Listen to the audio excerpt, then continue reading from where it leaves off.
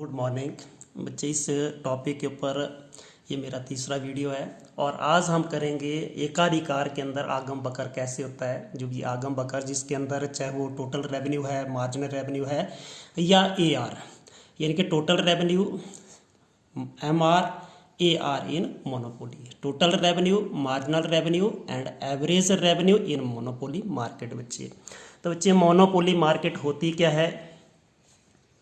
एक ऐसी मार्केट होती है जिसके अंदर किसी वस्तु का सिर्फ एक ही विक्रेता होता है, मतलब बेचने वाला सिर्फ एक होता है। जैसे कोई भी आप मान लीजिए कोई ऐसी मार्केट है जहाँ पे सिर्फ एक ही विक्रेता है, उसको हम क्या बोलते हैं? मोनोपोली बोलते हैं। थोड़े से एग्जांपल मोनोपोली के मैं आपको बता सकता हूँ। जैसे इंडिया के अंदर जो परमाणु का जो परमाणु केंद्र हैं उसके ऊपर सेंट्रल गवर्नमेंट का अधिकार है, और रेलवे उद्यम जो भी रेलवे इंटरप्राइजेस है या रेलवे जो बोर्ड है उसके ऊपर जो है वो रेलवे डिपार्टमेंट, रेलवे विभाग है, उसके ऊपर हमारी केंद्र सरकार का अधिकार है।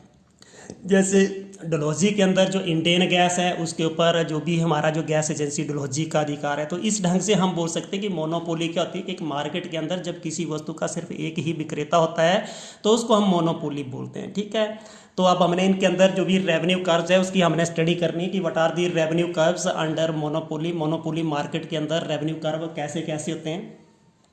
तो बच्चे मोनोपोली मार्केट के अंदर जब भी कोई विक्रेता अपनी वस्तुओं को अधिक बेचना चाहता है तो बच्चे वो क्या करेगा? बच्चे अपनी कीमत को कम करेगा। जैसे यहाँ पे देखिए 1 2 3 4 ये हमारी वस्तुएं हैं 1 2 3 4, और इनकी एवरेज रेवेन्यू का मतलब होता है कि उसकी कॉस्ट कितनी है? 10 है। यदि वो 2 बेचना चाहता है तो अपनी कॉस्ट को कम करेगा, 3 बेचना चाहता है तो अपनी कॉस्ट को और 4। इस ढंग से जब क्या करेगा बच्चे? जब भी विक्रेता क्या करता है? कीमत को घटाता है। AR का मतलब एवरेज रेवेन्यू, वो कीमत ही होती है किसी वस्तु की। तो जब वो कीमत को घटाता है, ठीक है, जब वो कीमत AR आपको पता है किसके बराबर होता है? TR/Q। ठीक है, यानी कि जो भी टोटल रेवेन्यू को उसकी जो इकाइयों से या उसकी मात्रा से भाग दे करके हम किसको निकालते हैं? AR को निकालते हैं। तो AR आपका ये आ रहा है। ठीक है, अब यहाँ से हम जो है वो TR निकाल सकते हैं। TR किसके बराबर हो जाएगा? TR यहाँ से इसको क्रॉस मल्टीप्लिकेशन से भी देख सकते हो, AR × Q या P × Q। तो यहाँ पे ये आपका 10 आ रहा है, 9 दूने 18, 8 3 24, 7 चौके 28, और ये तो आपका निकल गया AR। ठीक है, अब हम MR की गणना करेंगे। MR आपको पता है कैसे निकालते हैं? MR बहुत क्वेश्चंस के अंदर हमने निकाला है, TRN -1। ठीक है, यहाँ पे 10 से तो 10 रहेगा, 18 में से 10 चलेंगे क्योंकि TR आपने देखा है कि जो MR क्या होता है? एडिशनल यूनिट की जब आप प्रोडक्शन करते हैं, अतिरिक्त इकाई का उत्पादन जो कर रहे हैं, जैसे पहले या बेच रहे हैं आप, अतिरिक्त इकाई को बेच रहे हैं, उससे आपके कुल आगम में जो अंतर आता है, देखो पहले 10 तो ये 10 आ गया, 18 में से 10 चलेगी तो दूसरी इकाई से जो हमें आगम प्राप्त हो, जो हमें रेवेन्यू मिली वो 8, तीसरी इकाई से 24 में से 8 चले गए 6, और यहाँ पे 4। तो यहाँ पे जब भी आप इसको स्टडी कर रहे हो बच्चे, यहाँ पे देखिए AR घट रहा है बच्चे। देखो यहाँ पे जैसे जैसे आपका मोनोपोली या एकाधिकार की स्थिति में जो आपका AR वो क्या कर रहा है बच्चे? डिक्रीज कर रहा है, घट रहा है। 10 से 9, 8 से, और ये 7 घट रहा है। और यहाँ पे MR भी देखिए 10 से 8 आया, 6 और 4, कौन ज़्यादा घट रहा है? देखो 10 और 10, 9 और 8, यहाँ पे 9 और यहाँ पे 8 है, 8 और यहाँ पे 6 है, यहाँ पे 7 और ये 4। यानी कि जो डिक्रीज MR में हो रही है, जो गिरावट MR के अंदर हो रही है वो AR से ज़्यादा है। वो क्या है? AR से ज़्यादा है। इसको हम जो ग्राफ की सहायता से भी समझा सकते हैं। कैसे? देखिए मैं इसका ग्राफ बनाने जा रहा हूँ, इसका मैं एक डायग्राम बनाने जा रहा हूँ। आपने इसको ध्यानपूर्वक देखना है, इसको मार्किंग करने की कोई ज़रूरत नहीं। आपने X और Y एक्सिस लेने हैं। आपने ये हमारा आ गया X एक्सिस के ऊपर हम क्या ले रहे हैं? आउटपुट, मतलब जो आप बेच रहे हैं उसको X एक्सिस के ऊपर ले रहे हैं, और इधर आप रेवेन्यू ले रहे हो। आप इधर रेवेन्यू ले रहे हैं, वेदर इट इज TR है, चाहे आपका AR है या आपका MR है, या हम सिर्फ एक रेवेन्यू लिखने से भी हमारा काम चल जाएगा। ठीक है, अब यहाँ पे देखिए बच्चे AR और पहले MR कितने हैं बच्चे? दोनों स्थितियों में पहले AR और ये दोनों कंसाइड कर रहे हैं, एक जगह से शुरू हो रहे हैं, यानी कि 10 से शुरू हो रहे हैं। ठीक है, कहाँ से शुरू हो रहे हैं? 10 से शुरू हो रहे हैं। तो मैं ये बनाने जा रहा हूँ। मान लीजिए आपका ये 10 है, यहाँ से 10 से शुरू हो रहा है, एक ये भी घट रहा है, एक ये भी घट रहा है। कौन ज़्यादा घट रहा है? अब यहाँ से देखने से आपको लगेगा पता, देखिए बच्चे ये 10 और ये 10 10 तो बराबर है, ये 9 है तो ये 8 है। एम आर इसका मतलब नीचे है, एम आर नीचे है और ए आर कहाँ पे है, ऊपर है। एम आर नीचे है और ए आर जो है ऊपर है। और यहाँ पे आप दूसरी वो भी देख सकते हो बच्चे, जो आपका टोटल रेवेन्यू है, देखो यहाँ पे 8 बढ़े, यहाँ पे 6 बढ़े और यहाँ पे 4 बढ़ रहे हैं। आपका कुल आगम बढ़ रहा है लेकिन घटती दर से, with decreasing rate. T R increase कर रहा है बट डिक्रीजिंग रेट के साथ इंक्रीज कर रहा है। ठीक है, इसको बिल्कुल आसानी से आप इसको समझ सकते हैं। यहाँ पे देखिए एम आर जो है वो ए आर से नीचे है, इसका मतलब दोनों घट रहे हैं, बोथ डिक्रीज कर रहे हैं। जैसे जैसे हमारी क्या हो रही है, हमारी जो सेल बढ़ रही है या हम अधिक इकाइयों को बेच रहे हैं, when we are selling more units of commodity, M R और ए आर दोनों ही घट रहे हैं। अब टी आर कैसे निकालना है बच्चे, देखिए टी आर की गणना कैसे कर सकते हैं इसके बारे में बताऊंगा। जो टी आर जो होता है एम आर का जोड़ होता है। टी आर किसका जोड़ होता है, एम आर का। देखिए मैं यहाँ पे करने जा रहा हूँ, मैंने बोला T R that is the sum of M R, यानी कि हम लिख सकते हैं जो टोटल या कुल आगम सीमांत आगम का जोड़ होता है। यहाँ पे देखिए पहली इकाई की सीमांत आगम 10, दूसरे की 8, तीसरे की 6 और चौथे की 4। 10 18 6 24 और 4 कितने हो गए, 28। तो यहाँ पे भी देख सकते हो कि हमारी 4 इकाइयों की का जो कुल आगम है वो कितना है, 28 है। ठीक है, तो इसका मतलब क्या होता है कि जो आपका टोटल या कुल आगम सीमांत आगम का जोड़ होता है, it is the addition of M R marginal revenue का जोड़ होता है। ठीक है, अब हम क्या लिख सकते हैं, तभी तो हम लिख सकते हैं कि जो भी एरिया किसके अंडर है, इसके अंडर है, तो ये क्या होता है, ये किसके बराबर होता है, टी आर के बराबर। ठीक है, ये price multiply by quantity, price multiply by quantity. क्योंकि टी आर को कैसे निकालते हैं, टी आर को निकालते हैं A R multiply by Q या टी ये पी मल्टीप्लाई बाई क्यू। ठीक है, जैसे 7 गुणा, जैसे आपका यहाँ पे कितना हो गया, 7 गुणा 4। 7 क्या है आपका, 7 आपका प्राइस है, ए आर है, और 4 आप क्वांटिटीज को बेच रहे हैं, तो 28 रुपीज़ आपको मिल रहे हैं। मेरे हिसाब से आपको समझ आ गया होगा कि एकाधिकार की स्थिति में टी आर, एम आर और ए आर का ट्रेंड्स कैसे होते हैं, कैसे कैसे वो करते हैं, उनके अंदर परिवर्तन कैसे कैसे आता है। तो आप मैं एक चीज़ फिर बताना चाहता हूं कि बच्चे जब भी एकाधिकारी फर्म है, एकाधिकार है, अपनी वस्तुओं को अधिक बेचना चाहती है, तो देखिए उसने 10 से 9, 9 से 8, 8 से 7 अपनी कीमत को कर दिया, उसकी मांग बढ़ रही है, 1 से 2, 2 से 3 और 3 से 4। टी आर हम निकाल सकते हैं कैसे, प्राइस को क्वांटिटी से मल्टीप्लाई करके निकाल दिया, एम आर भी हमने निकाल दिया। और अब आपने देखा जब भी आप इस उसको देख रहे हो, ए आर भी घट रही है, एम आर भी घट रही है, A R is decreasing, M R is decreasing, but decreasing rate यानी कि जो घटने की दर है वो एम आर की ज़्यादा है, इसलिए एम आर जो आपका कर्व है वो ए आर के नीचे होता है। आप इसको ग्राफ पेपर के भी प्रॉपरली ये आंकड़े लेकर के भी बना सकते हो, ऐसे ही आएगा, लेकिन आपने पेपर में ऐसे नहीं करना, it will be time consuming, इससे आपका टाइम वेस्ट होगा। ठीक है, अब हम जो दूसरा क्वेश्चन कर रहे हैं, रेवेन्यू कर्व अंडर मोनोपोलिस्टिक, जो आपका मोनोपोलिस्टिक। अब आपको पता है कि दूसरे प्रकार की हमारी जो मार्केट होती है, या हमने पहली पढ़ी परफेक्ट कॉम्पिटिटिव, पूर्ण प्रतियोगी बाजार, दूसरा एकाधिकार हमने पढ़ लिया। अब हमारा जो तीसरा है वो एकाधिकारी, जिसको बोलते हैं प्रतियोगिता।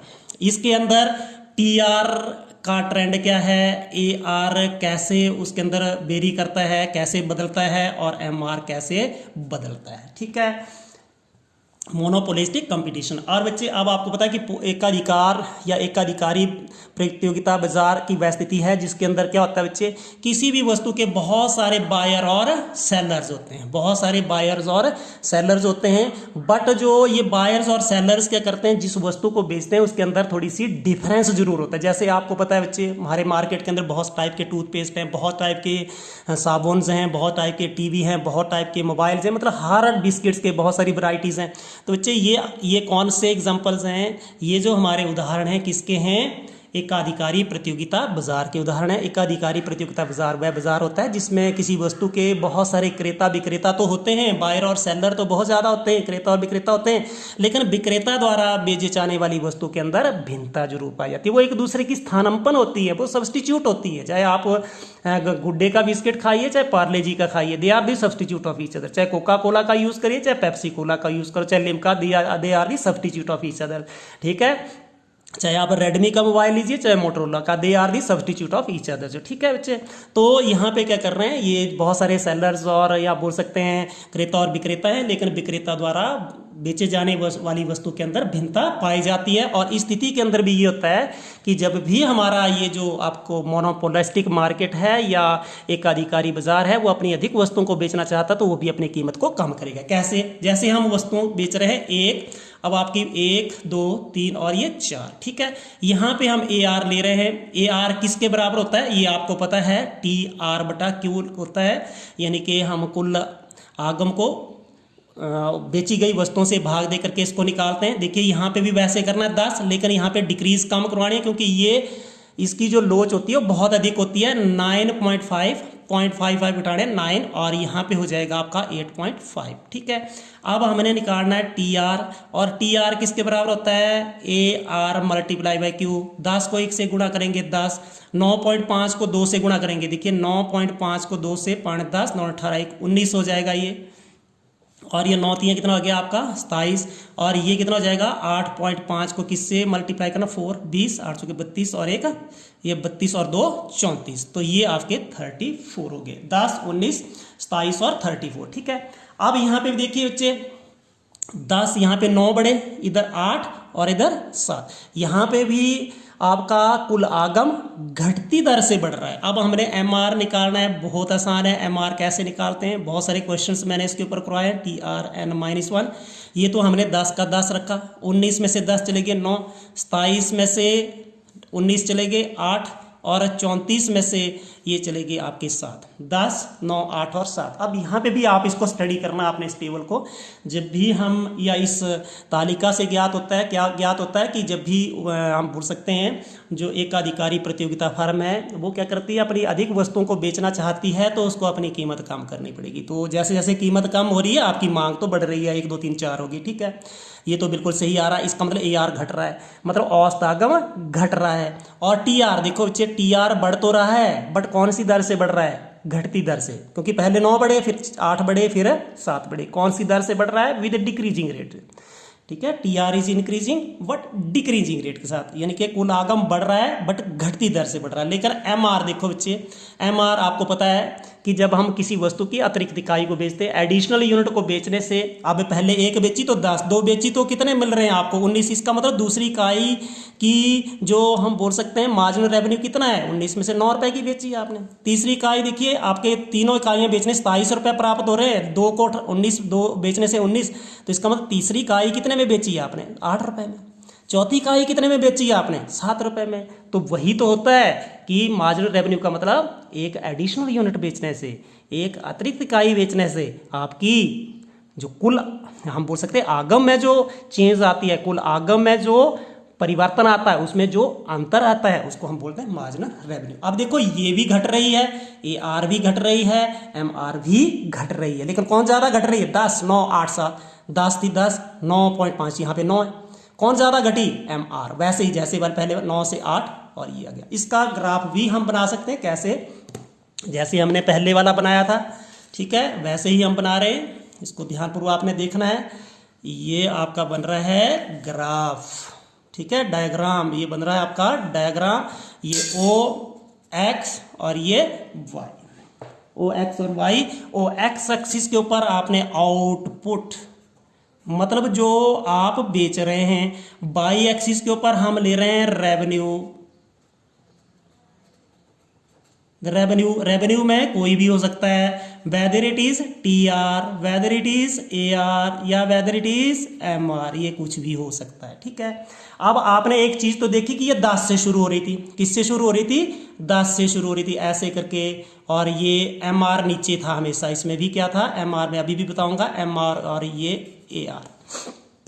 अब देखिए दोनों तो 10 से शुरू हुई, कहाँ से शुरू हुई 10 से, फिर ये 9.5 और ये 9, इसका मतलब एम आर नीचे है, ए आर ऊपर है, ये 9 और ये 8, ए आर इधर ऊपर है, इधर भी ए आर, यानी कि ए आर जो वक्र बनेगा, औसत आगम वक्र बनेगा, वो एम आर के ऊपर होगा, सीमांत आगम वक्र के ऊपर होगा। अब यहाँ पे भी देखिए, यहाँ पे हम टी आर निकाल रहे हैं, वैसे ही टी आर मैंने बोला किसका जोड़ होता है, सीमांत आगम का जोड़ होता है। यहाँ पे 10 पहली इकाई बेचने से, सीमांत आगम दूसरे की 9, तीसरे की 8, 7, तो कितना हो गया 10 9 19, 8 27 और 7 34, यानी कि आप बोल सकते हैं कि आपने जब भी 4 इकाइयां बेची तो आपको कुल आगम कितना मिल रहा है 34। इसका मतलब क्या होता है कि टी आर किसका होता है, जो टोटल आगम, टोटल रेवेन्यू किसका जोड़ होता है, सीमांत आगम का जोड़ होता है। ये हमने लगा दिया।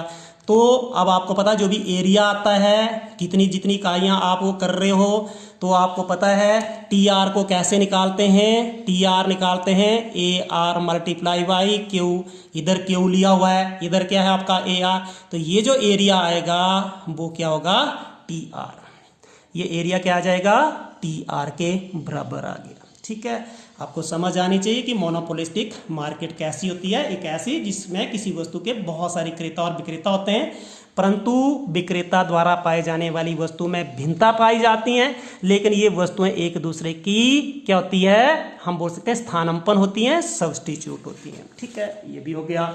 अब विभिन्न बाजारों में उत्पादक का आगम वक्र, जो कि अलग अलग मार्केट्स हैं, उसके अंदर आपने देखा 3 प्रकार के मार्केट पढ़े। कौन कौन सा मार्केट पढ़ा, पूर्ण प्रतियोगिता, perfect competition, perfect competitive market. दूसरी मार्केट कौन सी पढ़ी आपने, एकाधिकार, जिसको मोनोपोली मार्केट।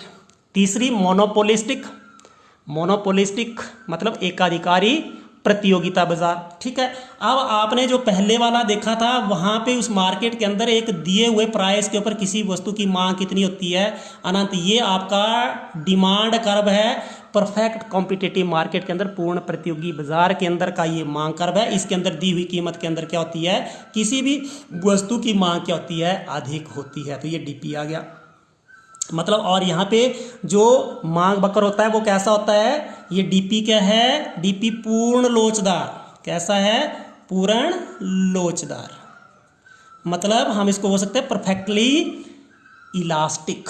दूसरे वाला देखिए, ये भी आपका वो आपका आ रहा है कर्व, और ये भी आ रहा है, ये ज़्यादा क्या है, ये वाला कर्व जो है वो ज़्यादा इलास्टिक है। क्यों, क्योंकि कीमत में परिवर्तन होने से मांग इधर बहुत ज़्यादा बढ़ रही है। और उसके बाद ये DMC मैं पूरा नहीं लिख रहा हूँ, ये मोनोपोलिस्टिक कंपटीशन मार्केट का मांग कर्व है, जो अधिक लोचदार है। कैसा है, ये अधिक लोचदार है, अधिक लोचदार का मतलब मोर इलास्टिक। और आपका DM ये क्या है बच्चे, मोनोपोली मार्केट के अंदर, M stand for mono, P stand for perfectly competitive, MC इसको बोल सकते हैं monopolistic competition, M stand for monopoly, पूर्णाधिकार, पूर्ण एकाधिकार, एकाधिकारी प्रतियोगिता, और ये वाला पूर्ण प्रतियोगी बाजार। और इसके अंदर भी है ये कम लोचदार है, लेस इलास्टिक। ठीक है, तो बच्चे आप यहाँ पे देख रहे हो, ये आपको बकर जो किसका मिला, ये मिला पूर्ण प्रतियोगी बाजार का, ये आपका एकाधिकारी प्रतियोगिता बाजार का, और ये वाला आपका एकाधिकार बाजार का, जिसको बोल सकते हैं मोनोपोली मार्केट का। और इसके अंदर ये पूर्णतः लोचदार, ये अधिक लोचदार, और ये कम लोचदार, ये परफेक्टली इलास्टिक, मोर इलास्टिक, और ये लेस इलास्टिक। ये लेस इलास्टिक है, ये मोर है, और ये परफेक्टली इलास्टिक है। ठीक है, आपने इसके नोट्स बनाने हैं, और यदि आपको वीडियो अच्छी लगी हो, like share and subscribe. Thank you.